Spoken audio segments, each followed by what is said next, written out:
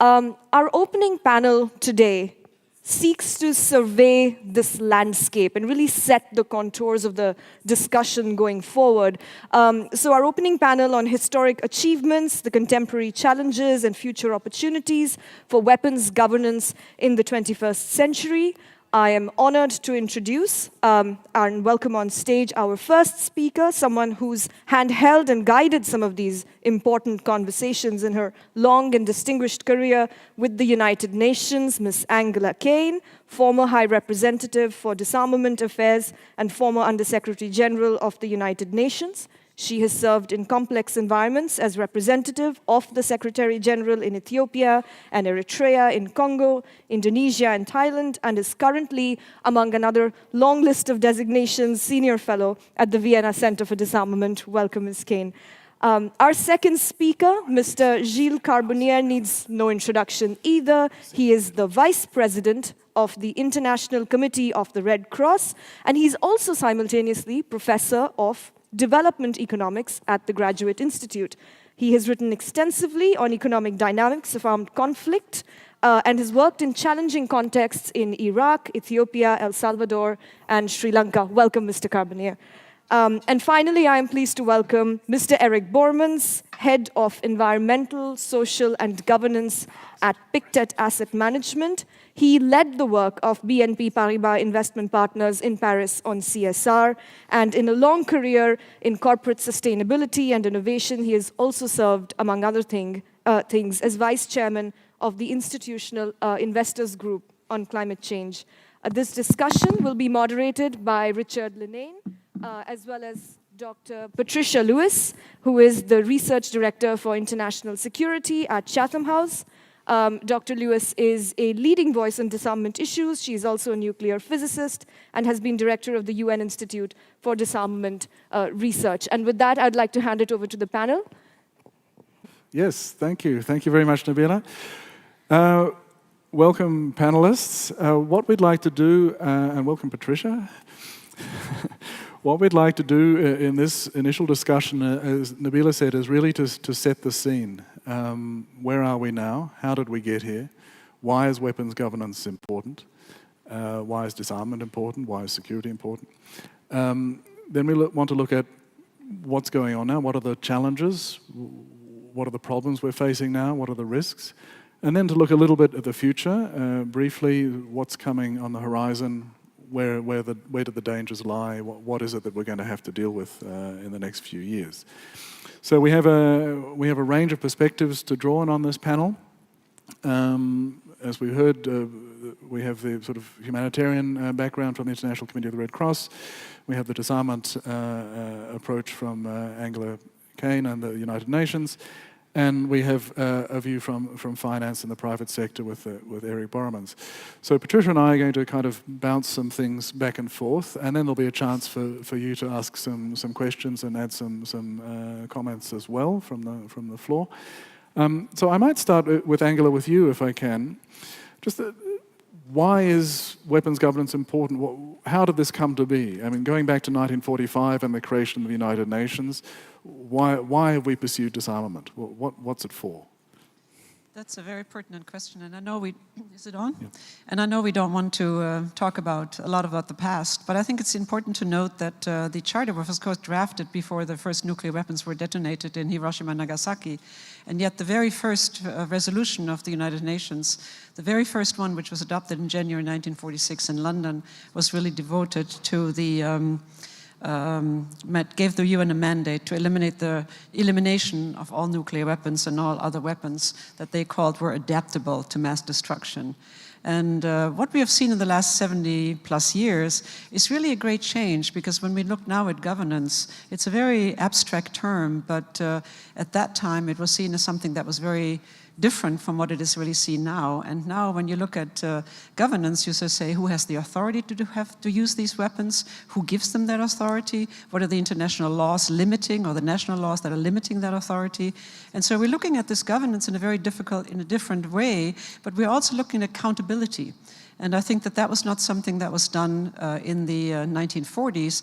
And particularly when you think about the years afterwards, I remember that when the Korean War, for example, came up, and the US was in Korea, there was actually a demand by the US to see if they could possibly use nuclear weapons in the Korean War. I don't think you would have that again, particularly because the Security Council has dealt in a very limited way with nuclear proliferation or non-proliferation. They've primarily focused on DPRK in Iran, but they really have not issued any longer resolutions except when the 1995 NPT review conference was coming up in the indefinite extension. So it's been a very limited role of the United Nations in that particular area as an international body. So, Angela, Gilles, Eric, how much trouble are we in now?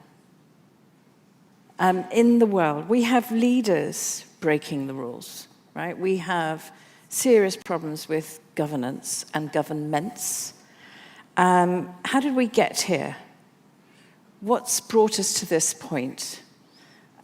And then we can go on, I think, to look at what we might be able to do to get us out of it. So what's your feeling about what's going on today? I think everybody here knows the state that we're in. It's how did we get to this point where it doesn't seem to matter very much when leaders break the rules? And I'm talking about leaders from all parts of the world now. How did we get here? Anyone who wants to answer. You've each got a microphone. You could do it in harmony if you like. Yeah. Angela, do you want to kick off? I've just spoken, so I was a little bit holding back, but I have strong views on that because I agree with you that there is a lot of rule breaking particularly, and I think when it comes to nuclear weapons in particular, you have the concept of deterrence, which developed really after the Second World War, which is now being taken as an entitlement for states to have nuclear weapons. It's like a continuous entitlement that never seems to be challenged except by the nuclear have-nots, and they have basically challenged it big time. And what has happened is that you have a bifurcation in the consideration of nuclear weapons now with the Treaty on the Prohibition against Nuclear Weapons, which is a very strong challenge. It's got, I think, 37 ratifications by now. It's got over 70 signatures. It comes into force with 50. It doesn't mean that nuclear weapons are going to be eliminated, but I think it spells trouble for the Non-Proliferation Treaty Review Conference that's coming up next year. And that is the 50th anniversary when I think everyone wants to pat themselves on the back and say we have contained nuclear weapons. Well, we haven't. We've gotten an additional 4 nuclear weapon states since then, since the NPT started. So I think that this is something that is very dangerous.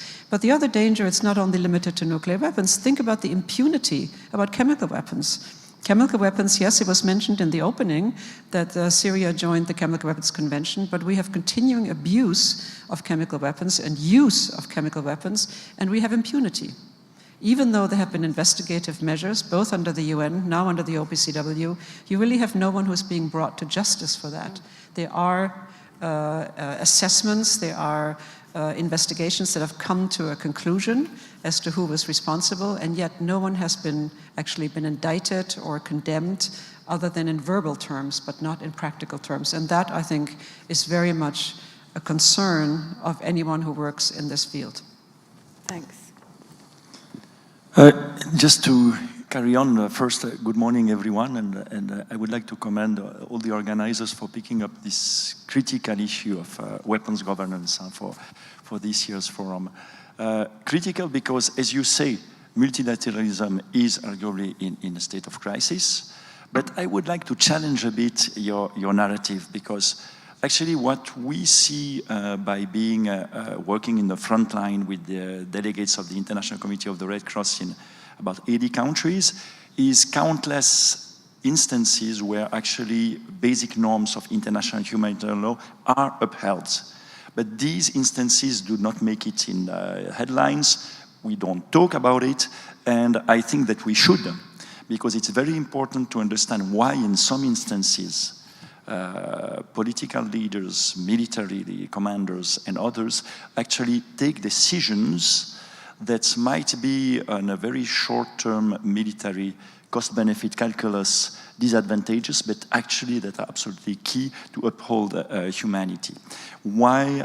What are the ingredients that make a difference, which is positive and which save lives? At the same time, you are right, we see countless examples of egregious violations of the laws of war. You have mentioned a few of them, and it is absolutely key to mobilize.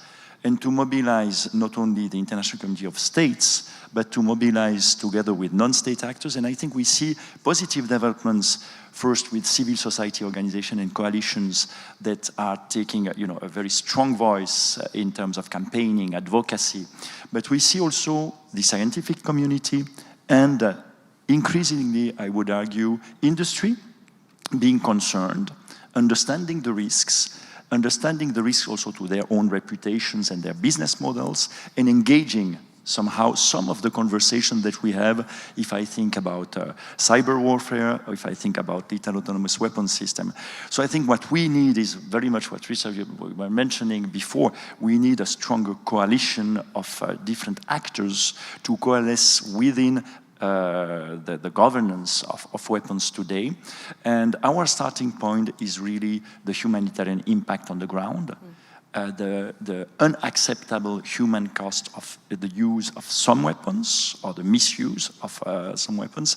And I must say that we can see the glass half empty or half full. We have seen quite a number of treaties being adopted over the past 20 years. I think since 1995, 7 new treaties or protocols adopted.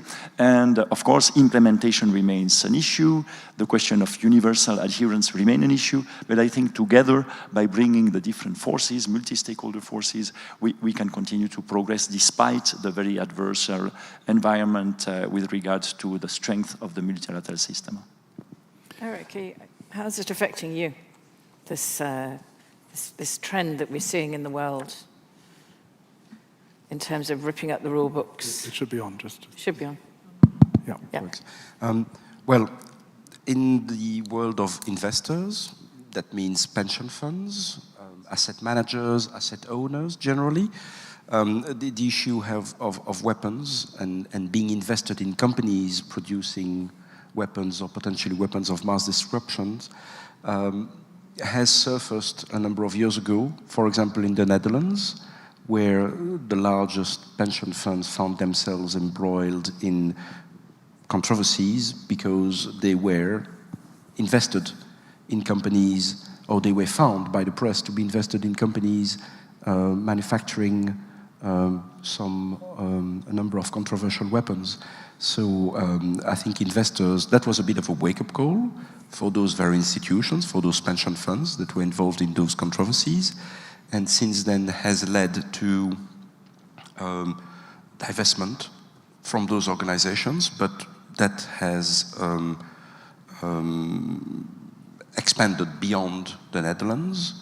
And today, a number of investors actually are, including pension funds and asset managers, among the largest ones, are staying away and publicly declaring, we will not touch it, we want to divest, and we will not get involved in any investment in companies involved in controversial weapons. But there are still gaps, but we can talk about that later. Great. Okay. I'm interested, if I can come back to you, Gilles, you mentioned that your core driving concern is the humanitarian situation on the ground. And we've seen, I mean, since the Geneva Conventions in the sort of post-war era, how they've evolved and so on. What's your feeling about the relationship between this humanitarian approach, the international humanitarian law, for example, and also the treaties, disarmament treaties that have been, let's say, pursued on a humanitarian basis? What's your view of the connection between that and sort of the, let's call it the hard security questions? And why is it that international humanitarian law is often seen as separate from disarmament? Yeah, it's an excellent question. I think they are not so separate indeed, because the basics of the laws of war, international humanitarian law, are, I would mention, 3 fundamental principles which I think infuse virtually all treaties and negotiations on weapons. First, of course, discrimination between civilians and civilian objects that must be protected, and combatants and military targets. Second, precaution, that all the precautionary measures must be taken by parties to the conflict to ensure that civilian objects and civilians are protected from the harm of hostilities. And third, the question of proportionality. Proportionality when comparing the military objectives and the humanitarian consequences. And we have to remember that international humanitarian law, especially the Geneva Conventions of 1949 and additional protocol, they have been developed with the military and partly by the military establishment. So it is, I would say, a very pragmatic attempt to strike a proper balance, I don't know, but at least a reasonable balance between military necessity and the imperatives of humanity and the humanitarian consequences. And the objective is, of course, to protect civilians, to protect those who are not taking part in the hostilities, and then to avert unnecessary suffering and superfluous injury.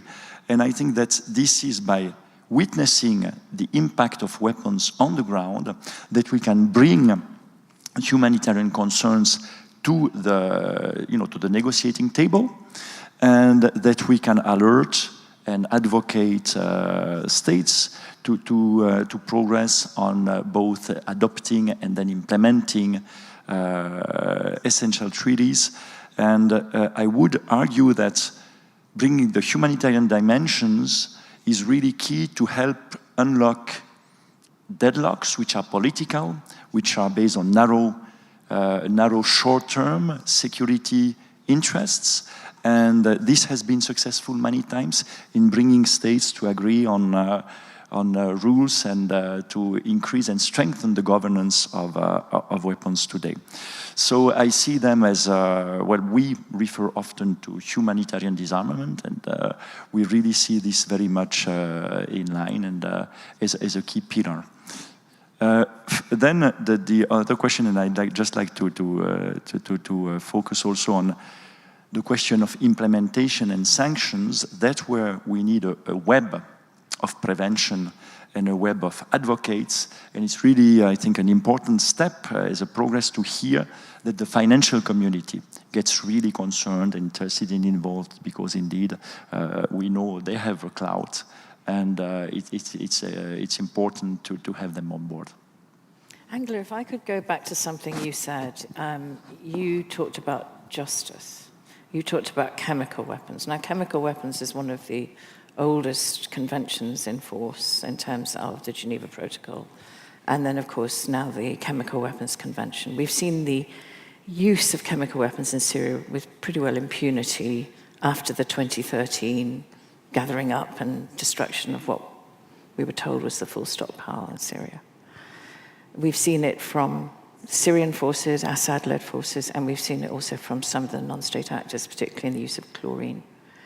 We've also seen the use of chemical weapons as an assassination weapon in British soil in a small town in England. Justice delayed is justice denied. This is one of the treaties that really links the humanitarian impact and the disarmament agenda. It's one of our most treasured treaties. Why are we unable to enforce its implementation and compliance in the international system at the moment? That cannot be answered in one sentence, I'm Patricia, not and I think you know sentence. that. But it goes back to what Gilles also said, and that is basically that we expect rules to be obeyed by member states or by states. You know, war is something that governments, that states conduct, and that is where we started. That's where we left off after the Second World War. And what we've seen in the last 70 years, I don't believe there's a single war declaration issued since the Second World War. And so that means that we have wars, or we have conflicts, but they're not necessarily openly declared. And the issue of having boots on the ground, which was, I think, first coined about 20 years ago, is something that has become very reprehensible. No one wants to have people killed, not soldiers, because boots mean soldiers, but civilians are the ones that bear the brunt of all the conflicts that are currently conducted in this world. And that is something where states no longer have a monopoly. We have terrorist groups, we have irregular groups, so we have everyone fighting whoever they don't like or whatever they don't like, and it's the civilians on the ground that bear the brunt. And they don't, those irregular groups particularly, but also governments, do not really obey humanitarian laws, agreements that they may even be party to or that they are even party to. And I think this is where we really have to worry about what is going on. And justice delayed is justice denied is very true. And these chemical attacks go back in Syria since 2012. I think that's where they first started, primarily chlorine, but also sarin, as has been proven. But there's inability among the international community to basically join forces and go after and apprehend and condemn and punish those who are responsible for it. And I think that's the crisis of multilateralism that's already been mentioned. I think Gilles mentioned that particularly. And that's what we are facing right now. There's no agreement. Someone mentioned the P2. I don't know, Richard, was that you who talked about the P2? Someone mentioned P2 and the Security Council. So you don't have agreement. You don't have agreement in the Council. You don't have agreement at the OPCW. And so where does the justice come from? I think what is a shame is that there isn't more talk about it. In terms of the public, I mean, the younger generation, now they're very, very engaged in the climate change, for example. I think that's fantastic, but don't also forget that there's lots of climate change affected by nuclear weapons, by weapons productions, by chemical weapons attacks, and so forth. And I would like to make the link and so say, if you go on the barricades for climate change, have a thought also, and do fight also, for nuclear weapons, chemical weapons, whatever it is that you would not like to see. And if I may, and I want to come back, sorry, to what you said about, Eric, about the financial community. I may be mistaken, but I do believe that the pension funds in the Netherlands were forced by their parliament to actually take that step. Right, thank you. So I think that that is really, really relevant. And what I would also, and again, that's the link to the environment that I made, I looked at what happened at the climate summit in New York last week. And there was a large conglomeration of actually private companies that banded together to actually put money behind climate change. And that's something where I think we should look at and sort of say, is that possible to do also in terms of disarmament or arms control, whatever? Is that a possibility? I don't know. That's a very interesting question. Well, I'll hand it straight to Eric to answer that question, but also another question I had, which was, given this kind of paralysis, if you like, or problems in the intergovernmental approaches to these issues, how is it that the financial sector decides, what is an acceptable investment? What is a weapon system that they don't want to put their money into? How are these decisions made? Well, what factors come into this? Well, many questions at once. Right. The financial community today is all about ESG. ESG stands for environmental, like climate change, social, labor disputes, human rights, and G for corporate governance, or even governance at national level, or at national level when it comes to investments in sovereign debt. That is the game in town today. Everybody in the financial sector, from pension funds, regulators, I'm thinking of the European Commission Action Plan on Sustainable Finance, fund distributors, financial advisors, retail banks, private banks, everybody talks about ESG. Within this broad spectrum of issues, ESG covers many, many issues, environmental, socially related, and corporate governance related.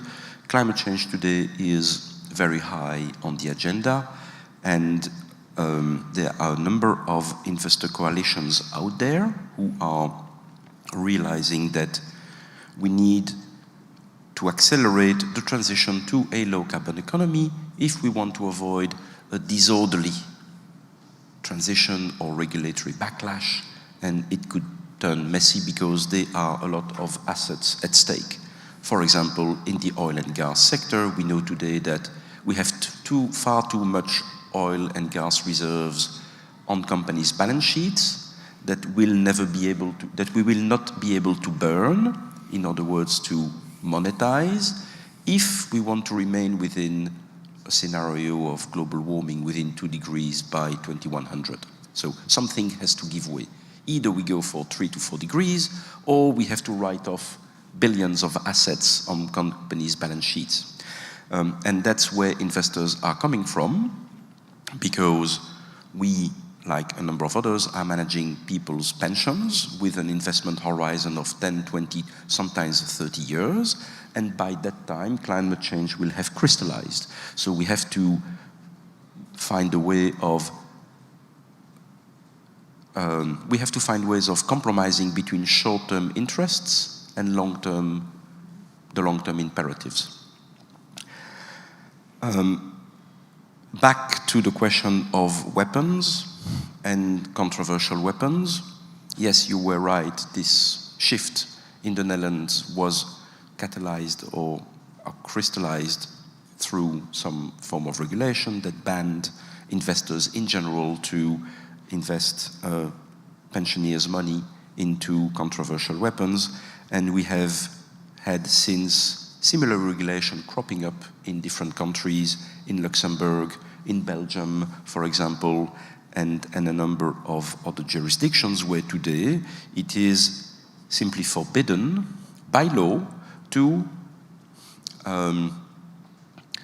propose an open-ended fund or manage people's money while investing in companies involved in controversial weapons, meaning anti-personnel landmines, cluster ammunition, chemical weapons, biological weapons, and in some countries, nuclear weapons insofar as they are made for states that are not signatories of the NPT treaty.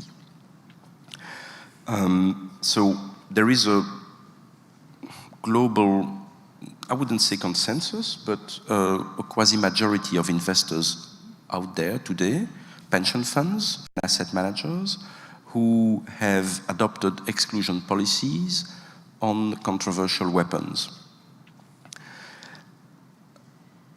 And this is backed by regulation in a number of countries. The paradox we are facing today as an investment community is that those regulations banning investments in controversial weapons only apply to money which is actively managed. What I mean by that is that an asset manager, you can manage money actively or passively. Active management means that a portfolio manager will decide on a discretionary basis, I will invest in company A, B, C, but I will exclude companies E, F, G for one reason or another.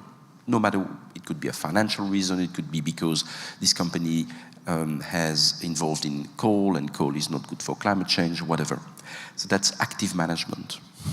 By contrast, we have what we call out there today passive management. Passive management means that what you simply do is replicate the composition of a stock market index, S&P 500 or MSCI World, for example, which are baskets of securities that are all listed on the New York Stock Exchange or in Europe or wherever. Passive management effectively means that you delegate the composition of your portfolio to an index provider. It could be MSCI, FTSE, Standard & Poor's, and others. There's 5 or 6 global index providers today. So you effectively delegate the composition of your portfolio to one of those indices. The only thing you decide is whether I want to be invested in US equities, European equities, or global equities, or emerging market equities. So you do some kind of allocation from a top-down point of view, but you have no say whatsoever into which stocks will make your portfolio. And today that represents about 2/3 to 3/4 of investments. So the vast majority of investments today are made passively. In other words, because it's cheaper, you only pay a few basis points for that portfolio to be managed. And for pension funds, in a world where the returns, interest rates are ultra low, you have to save costs. Otherwise, you will pay an active manager a management fee, which will basically absorb the little return you can make by investing your money on the stock market. Because of the sheer weight of passive investments today, we have this paradox that those regulations I was talking about in the Netherlands, Belgium, etc., so far only ban active management from being invested in controversial weapons. Passive investment is outside the scope of this, so 2/3 to 3/4 of the money is invested in those companies that are listed on the stock market and have some degree of involvement in controversial weapons. So what the financial community, or what we started as Pictet Asset Management about a year ago, is to try and rally a coalition of investors with a view to put pressure on index providers to modify the eligibility rule of global indices and require that companies with having some involvement in controversial weapons are no longer eligible to be part of those global indices. Because automatically, you would then starve them from capital markets, basically, from the vast amount of money which is managed passively. This coalition initially started with a handful of Swiss asset managers and asset owners, and since has expanded quite a lot at global level to and today has the support of 170 pension funds and other asset managers in Switzerland, but also in Europe and to a certain extent in the US, with total assets under management of $9 trillion, which is quite a substantial amount of money. So on that basis, we went to see global index providers who were responsive and understanding of the requests made by investors, but somehow said, look, we'd like to do something, but we need more support from US and Asian investors who have been a bit reluctant to support an initiative like this. So that's where we stand today. But what an initiative like this shows is that things could move. It's possible to move the needle in a substantive way, because no company wants to be excluded from a global index. No company wants to be excluded. But we need more support from a broader base of investors, especially outside Europe, in order to move the needle.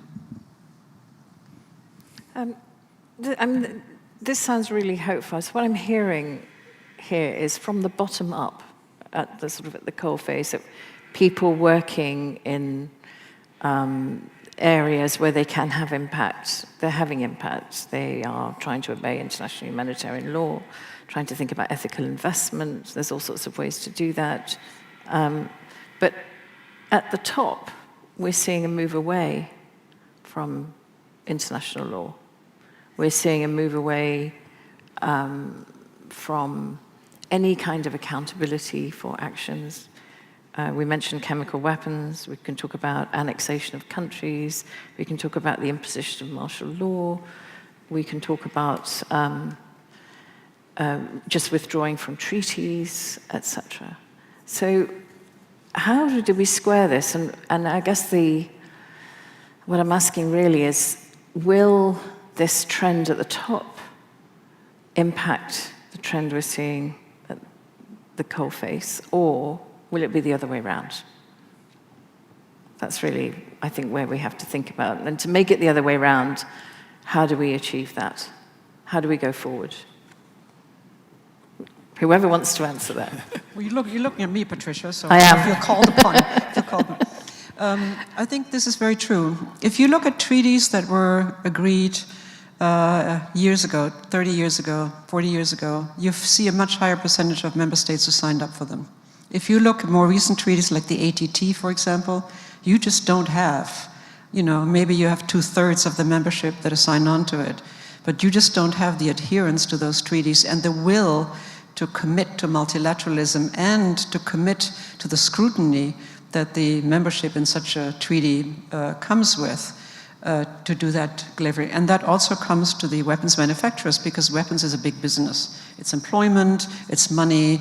I mean, globally, I think expenditures in 2017, I think that's the last figure that I have, is something like $1.7 trillion. You know, it's big business. It's employment, it's everything.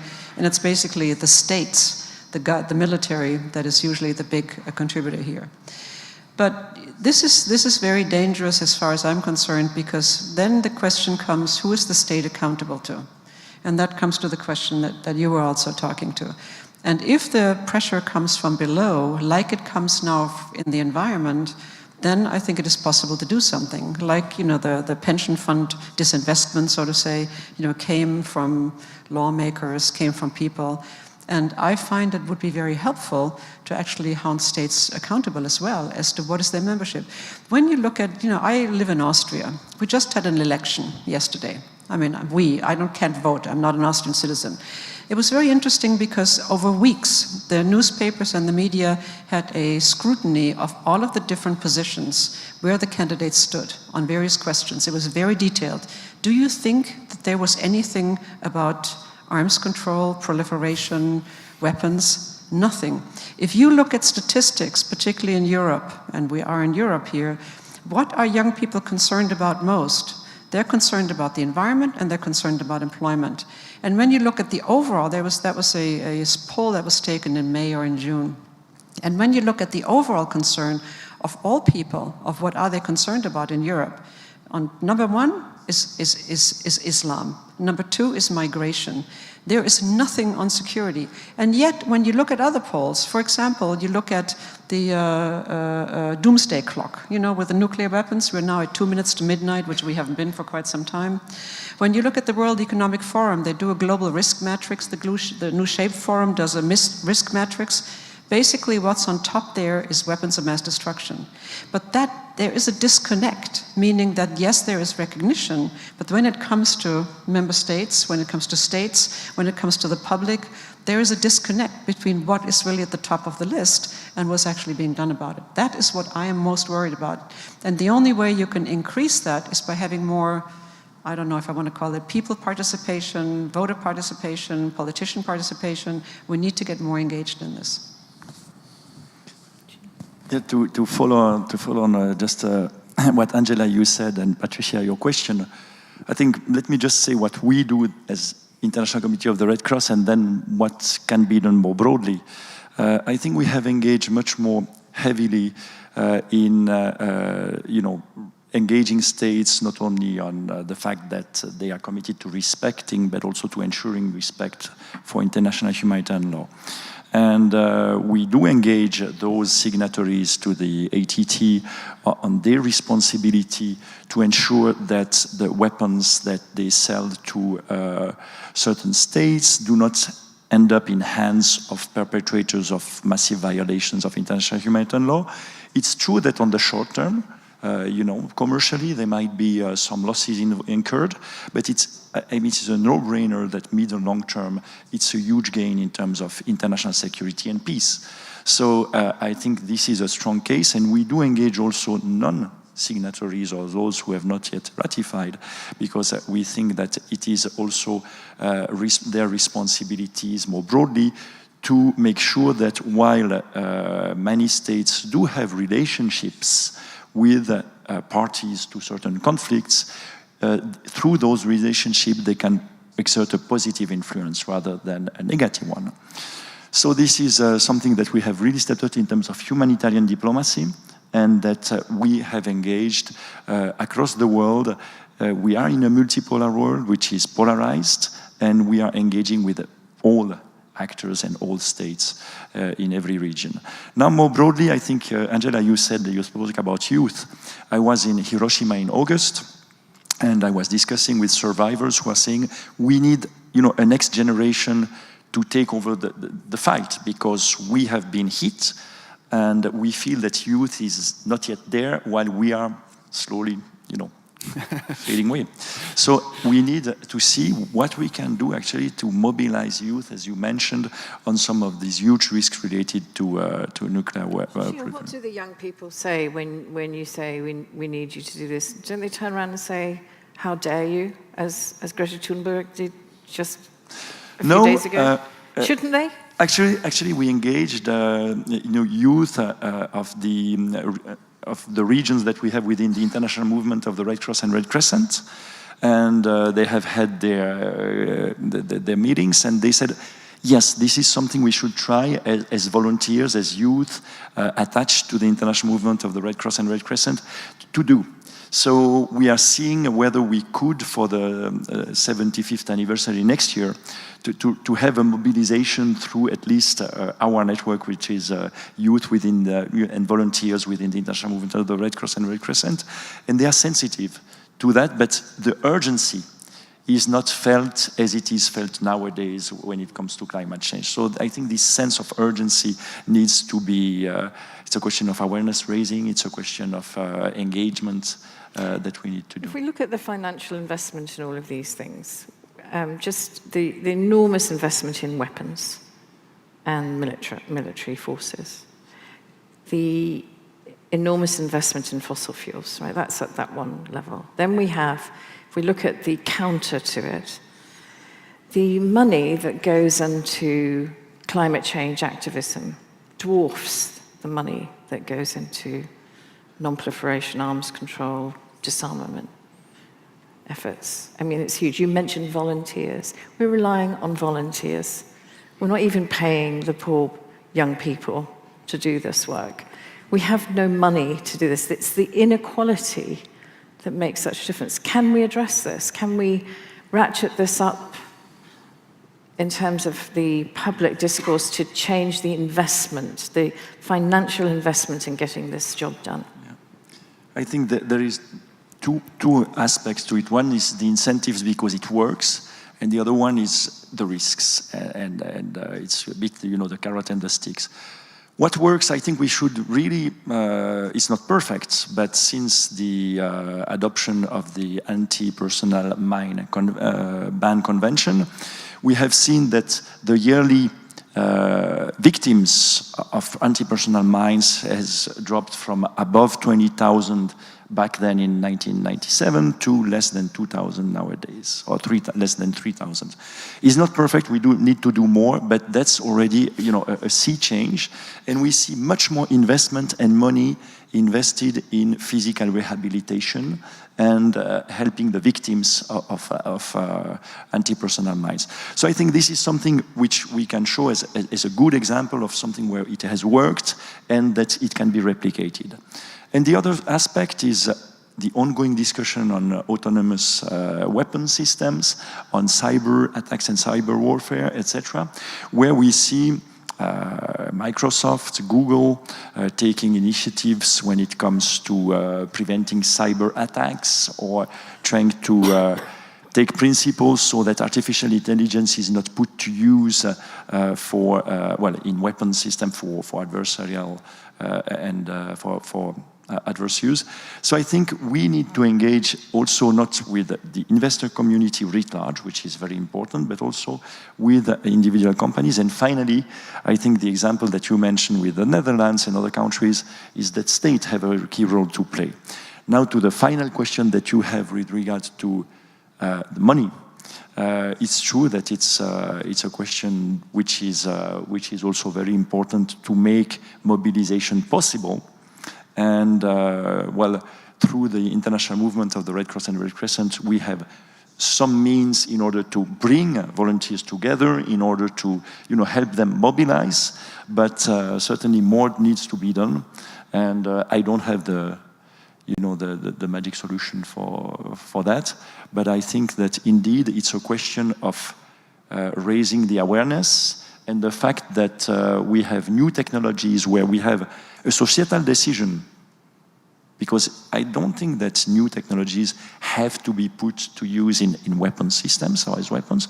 It's a societal decision that belongs to all of us to say, do we want or do we put limits and we prevent this from happening? And I think that this might be a hook for the younger generation to mobilize more means and more goodwill, because it certainly speaks to them. Angela, you wanted to come in? Yeah, I wanted to come in there. And remember I started out, by saying something about governance being abstract. And I think this is what it really comes down to, because when you think about disarmament and arms control, it's an abstract term. What do you do with that? You mentioned you were in Hiroshima and spoke to the hibakusha. That's very personal, because that's tangible. They lived through it, so there is an immediate connection.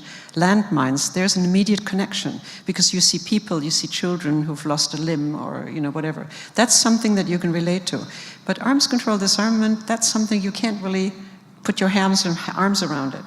And I think that's part of the problem. And I'm grateful that you mentioned AI, and I'm glad that you mentioned also the scientists. Scientists have written a letter. I think there were like 2,000 signatures objecting against military applications of AI and saying we're against it. Google had a project Maven, which was very little money. I mean, for Google, $500 million is nothing with the Defense Department. Now you're talking about facial recognition, which isn't really a military application, but can be. The AI scientists actually approached the United Nations, approached the CCW to sort of say, we are here, we want to make a difference, and they were invited to speak, and they basically came here at their own expense, and they were allowed 10 minutes. And they came to me because I've been involved with the AI community to a certain extent, and they came to me and they said, Angela, they said, what is this? 10 minutes, that's really they're not taking us seriously. And I think that is part of the problem. You just had the attack on the Saudi Arabian oil installations. Those were done with drones. All of a sudden, again, you can put your arms around that. You can understand this is what's happening. But my question is also, when it comes to the financial community, but when it comes to the AI community, who has actually started to engage them to sort of say all these weapons that are now in the stages of development, and where some member states are in favor of developing these AI-dependent or AI-steered weapons or algorithms, whatever. So who has engaged with them and sort of said, we need your help? And I think that's the link that might be worth looking at. Okay, look, I think at this stage we might turn it over to you, other participants at this forum. So if you'd like to join the discussion, now's the time. Please just raise your hand and ask a question, make a comment. You can ask a particular panelist if you wish, or just to the panel in general. Yes, Hilary, please. Yep. No. Yes. My name's Hilary Sutcliffe. I run a not-for-profit called Society Inside about making new tech work for us all without causing more problems than is solved.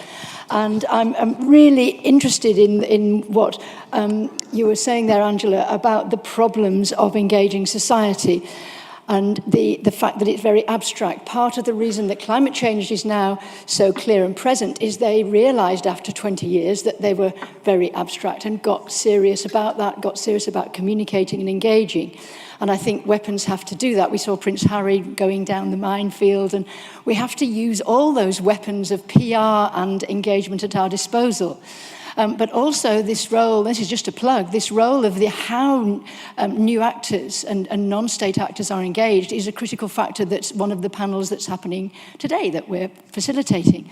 But this idea of scientists coming and giving 10 minutes at these big forums is really important, because they are trying very hard to do that, but they need your help and you need their help. And there is really a dialogue of the deaf going on, I hear, in all sorts of different places, from companies and scientists and citizens and actually young people, but they don't know where to go and what specifically to do. So I think we also need to give them more help in what do we want you to do, how can you help, and be much more specific so that they can get engaged in things that they can feel they're making a difference about. Thanks, Hilary. We'll just take one or two more. Rakesh Sood, did you want to? Thank you. Thank you for a fascinating introductory session. A lot of food for thought there. I have 3 short points. I think it is important to identify the problem correctly before we try and find a solution. And there, I think one of the key problems is that when the UN was set up, there was a kind of a faith in multilateralism. But then very quickly, when the world descended into the Cold War, that faith evaporated. So basically, there was a distortion that took place, a distortion which meant that the UN became a scene or a stage for power play among the major powers of the day, which at that time were two, and so on. And so you had a peculiar situation, and that is why you, instead of getting multilateralism, it became more a platform for engaging in politics and not genuine multilateralism. So I think today what has happened is, with the end of the Cold War, while at an economic level, even at a political level, you have growing evidence of multipolarity, but actually you have multipolarity without multilateralism, which becomes a recipe for chaos.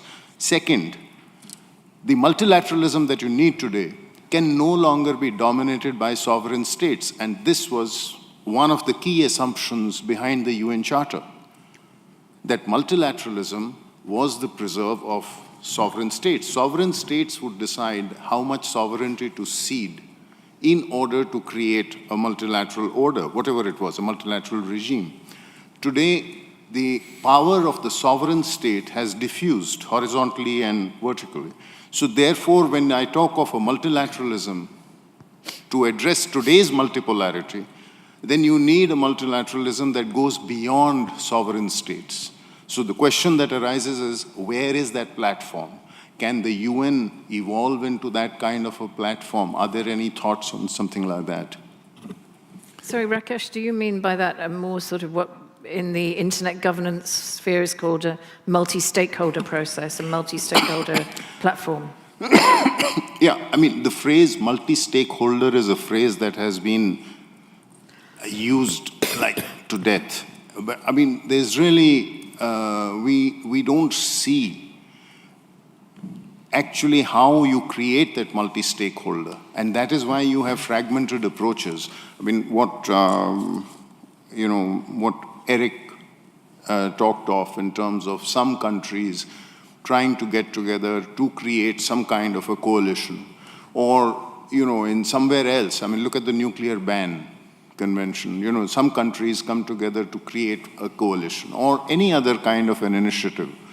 But you don't really have a platform for the multi-stakeholderism. So you kind of drift or from one to the other, searching for a platform, because the UN was not designed and has certainly not functioned as a platform for other than sovereign states. And states today guard their sovereignty very zealously. Okay, I really like this pair of comments because Hillary's was kind of, in a way, from the bottom up and Rakesh from the top down, but the thrust is more or less the same. That is, how do you make yes, you have multipolarity without multilateralism, as Rakesh said. How can we engage these other stakeholders? This is very much the topic of our discussion here these 2 days. Let's take another comment from just here, and then we might go back to the panel. Hi, thank you for the terrific panel. That's an introductory, that's a good panel setting the scene for the kind of discussion that we want to see. I think Patricia raised an important question as to how did we get here to what we are seeing today, the kind of stagnancy that we are seeing within the governance platforms in a sense. And I think that's an important question to answer, because that's, I think, will lead to the possible ways to address the way ahead in a sense. And I think that's the question I want to ask the panelists. To what extent do you look at this as a function of the changing balance of power equations? I think this is partly touched upon by Ambassador Sood, to the changing power transition. There is the US, which is still the most dominant power, but clearly that's a declining power, and you are beginning to see other rising powers and who are beginning to have a more influential or having a determining say in how the global governance, the norms are developed and so on and so forth.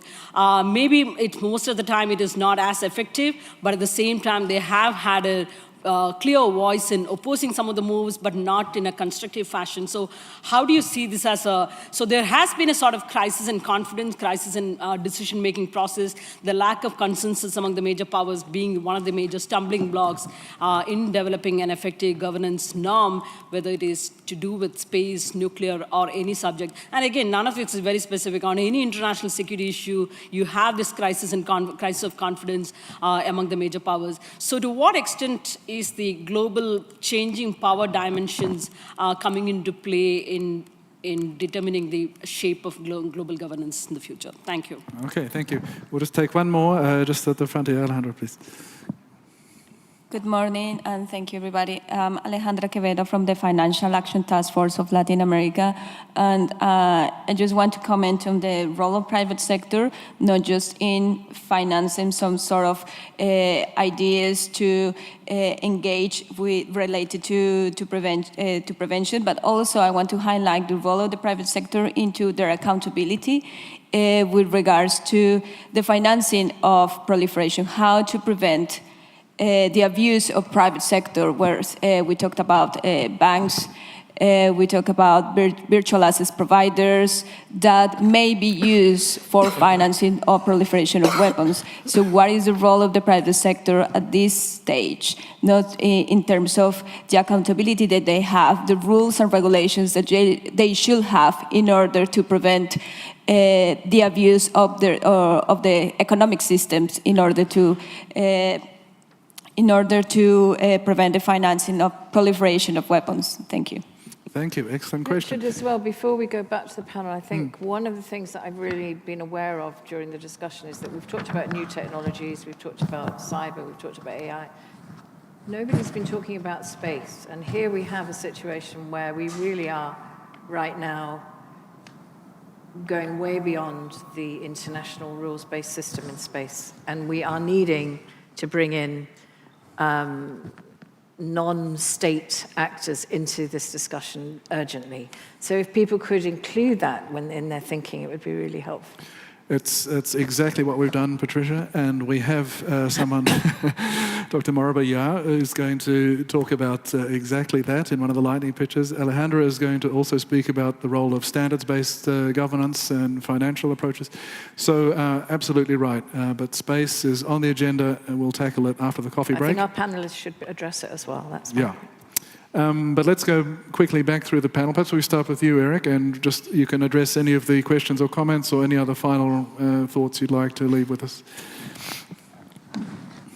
Look, I agree. Yeah. I agree with what's been said, that you, as a community, have a big challenge out there, which is climate change. When it comes to the financial community, it's on everybody's mind, which is good, but there are other important issues out there. What you need, I think, is a Greta Thunberg that defends the cause of weapons governance or something like that. But you don't have that, and so long as you don't have, it might not be a silver bullet, so to speak. Sorry for the, but it would help if you want to raise the profile of this issue globally. Now, there are financial markets, capital markets, pension funds, asset managers, is certainly an area that I would encourage you to look into more closely. I'll give you one example. As part of the European Commission Action Plan on Sustainable Finance, there are a number of regulations that have been put forward. One of them aims at providing or mandating greater transparency by index providers, again, not only on climate change, but also on a number of issues. In other words, what the European Commission would like is that global index providers, whenever they sell an index, provide greater clarity about the composition of underlying components of that index. For example, what is the percentage of that index that is made of companies making tobacco? What is the percentage of that index made of companies exposed to coal or to fossil fuels? And maybe as a result of the initiative that I mentioned earlier. One of the factors that the European Commission is now pushing for index providers to disclose is companies involved in controversial weapons. Yes, you could have an index made of which 1 or 2% of the companies are involved in controversial weapons. So that's on its way to becoming a mandatory requirement, a little bit like tobacco. You can sell tobacco, but you have to have a big healthy warning on the packaging. And the same is likely to happen with, at European level for global index providers. But it's only Europe. So there are many other index providers who would not be directly impacted by this. But if an index is sold to European investors, it would have to abide by those rules. So there's probably much, much more that one could be done from your perspective in engaging with the financial community at large. For example, you could ask a number of your, you could ask banks or pension funds, why didn't you sign this open letter to index providers? Do you really, really want to be able to invest in controversial weapons? Are you prepared to go public on this? So it's a bit of the elephant in the room, but there are certainly a number of low-hanging fruits that one could be taken to accelerate the debate in the financial community on the issues that you are concerned about. Excellent. Good. Thank you. Angela, please. They're very interesting questions, and I want to start a little bit with a broader view, which goes back to the ambassador's question about multilateral fora. And when we think about the Cold War, gosh, it was all so easy. It was very clear where we stood and what was going on. And you had the two big dominant players, the US and the Soviet Union. And, they concluded arms treaties, and it's all really pretty stable, right? We don't have that anymore. I think that's long gone. I mean, I know the Iron Curtain came down 30 years ago, but what we have now is we have just a geopolitical situation that's very, very different. You have, everything is in flux. And the question, is the US still the dominant power? It's very rapidly followed by China. Is China already a global power? Is it an emerging global power? When is it going to overtake? Is it going to overtake the United States? Where's Europe in all of this? And then you have also the rise of technology, and I'm glad that we're talking about that, because technology has blurred a lot of these lines. When you had previous arms control agreements, it was all very easy because it was compartmentalized. You counted arms, you counted nuclear weapons, you counted delivery systems. We don't have that really anymore because the conventional advances, or the advances in conventional arms and technology, due to technology, have shifted this picture. You can't really say anymore that that's what we're going to count, that's what we're going to do. And when it comes to the multilateral fora, and the UN in particular, I think that's been left behind a little bit, because the outer space is a very good example. We've had a committee on outer space and negotiations on outer space for a long time, but it hasn't really addressed the fundamental question as it exists now. And who is going to actually do this? And the crisis of multilateralism is, I think, mostly Europe is very strongly supportive of multilateralism. We know the US under this president is not. And there have been a lot of questions about it. But I think the smaller countries are still very much in favor of multilateralism because that's where they have a stage, that's where they can participate. But I also wonder about initiatives like between Germany and France about this alliance for multilateralism that was launched. I have to think about one botched attempt at trying to do that by Madeleine Albright. It was the Alliance for Democracies. I don't know if anyone here is old enough to remember this, like I am. So, it just kind of petered out after a little while. So this is something that we really need to look at very carefully and to sort of say who's going to take the initiative, whether it's in AI, whether it's in outer space, and what can we do about it? And I wanted to come back to the question, what can we do about it, particularly about AI? I think what we need first and foremost, and this is where I think the AI community and also in outer space would be very helpful, is to educate people. And I don't mean just the general public, but I also mean member states' representatives, because we have to understand that diplomats who are ultimately entrusted with discussing and debating and negotiating instruments may not be experts in the field. So there's a bit of a learning curve, and it's only once they've mastered a certain learning curve and then possibly they get changed and get replaced by someone, but that's really where it is important. And when it comes to new rules of the game, whether it's in outer space or whether it is in AI, I think this is where scientists could help. Why not look at models of how to conclude a treaty or how to conclude an agreement, and how do we actually arrive at it in a field that not everyone understands very well? So what can be done? Is there certain inputs? Can we advance this in a way together? But I think we also need to have private industry there. You know, when you think about 30 years ago, you didn't have companies that were as powerful as Google or Microsoft or Facebook. You know, they have a larger budget than a lot of 2/3 of the member states of this world. We just have to be realistic about, you know, where we do. And yet, it's the member states that conclude the treaties, not the individual companies. But we do need to have an engagement with them and say, where do we actually go? And that particularly applies to technology, and it applies to outer space. Thanks. Gilles, very, very briefly, please. We need to. Yeah. And I'll try to be brief, just following up on the question of how to engage the scientists and the science community.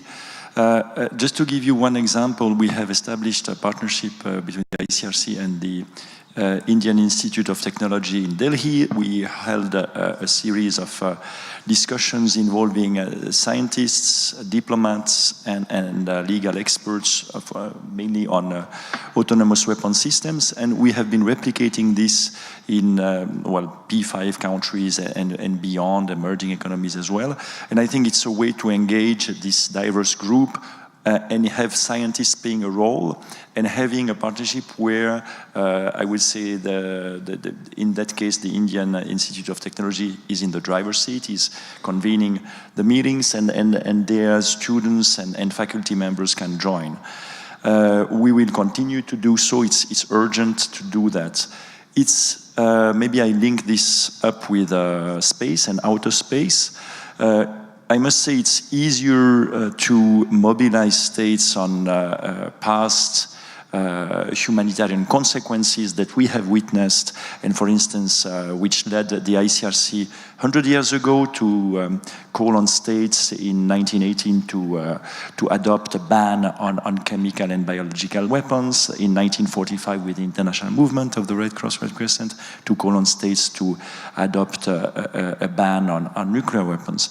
Now to mobilize states and beyond on likely, probable humanitarian consequences of ongoing technological development is a bit trickier, but that's where we need this type of engagement to bring together technology scientists with policymakers and humanitarian experts to try to discuss that. And I will conclude with the outer space. We are engaged, I think, with a lot of these new trends. We see that fundamental principles of international humanitarian law, the one I mentioned, distinction, precaution, and proportionality, do apply.